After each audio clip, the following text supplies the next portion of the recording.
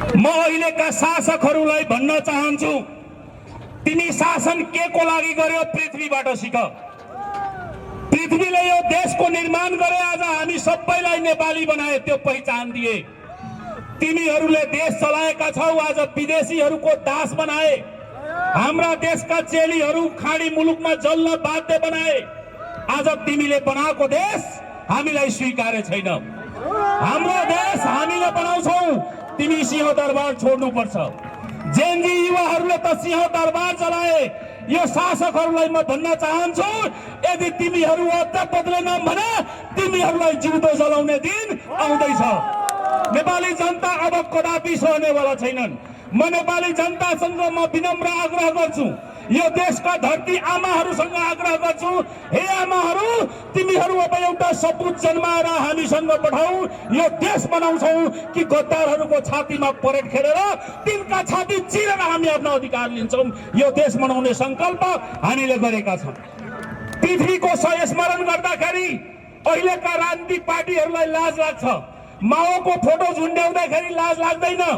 हाम्रो देशमा क्रान्तिको कुरा गर्ने हो भने 2006 सालदेखि निरन्तर क्रान्ति भयो, तर मेरो देश किन बनेन यो प्रश्न सिंहदरबारतिर हामी तेर्स्याएका छौँ।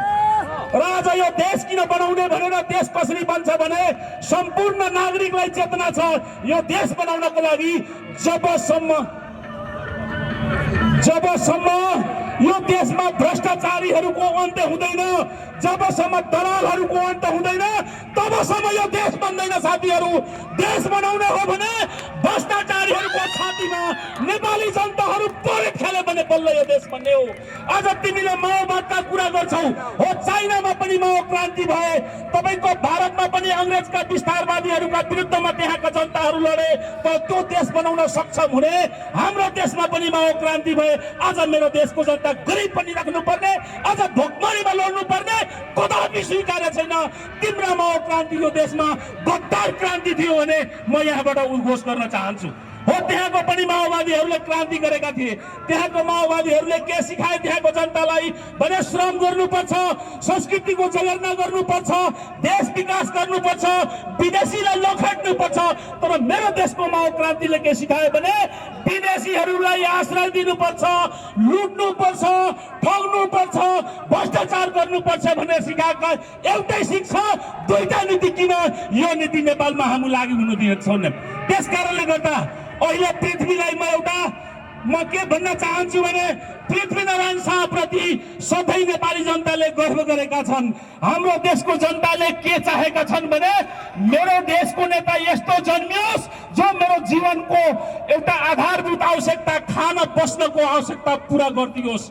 मेरो सपना के थियो भने मेरो देशमा बस्ने सपना बोकेका हाम्रा देशका युवाहरू आज खाडीमा बेचिदिनु पर्ने, यिनीहरूलाई रेमिटेन्स पठाइदिनु पर्ने, यिनीहरूलाई पाल्दिनु पर्ने, अनि यहाँका जनताका शासक बनिनेहरू भ्रष्टाचार गरेर देश लुट्दिनु पर्ने, यो स्वीकार्य कदापि छैन।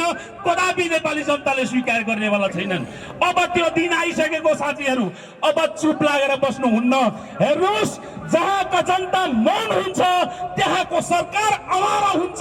यी आवाराहरूलाई यो देशमा बस्न दिने नेपाली जनताको संस्कार होइन र कदापि छुट होइन।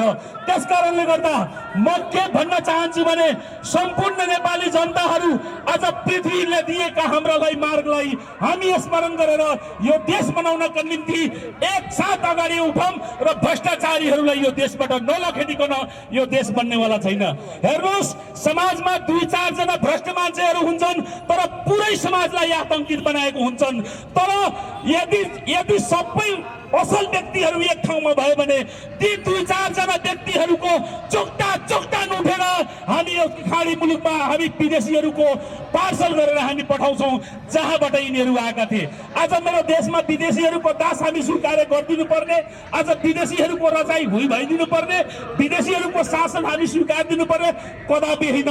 अब यो देशमा जसले नेपालीको लागि लड्छ, जसले जनताको लागि लड्छ, जो सच्चा इमानदार छ, त्यो व्यक्ति सिंहदरबारको शासनमा बस्छ, त्यो व्यक्तिले मात्र शासन गर्छ। गद्दारहरूलाई अब यो देशमा शासन गर्न दिने छैनन्।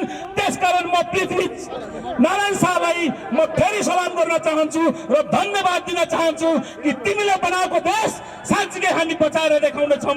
अब यो पुस्ता यो देशको रक्षा गर्नका निम्ति जागरुक भइसके, आवाज आफ्ना उठाउन थालिसके। यी गद्दारहरूको छातीमा पोइन्ट खेल्नको लागि अब हामी तयार छौँ। धन्यवाद, नमस्कार।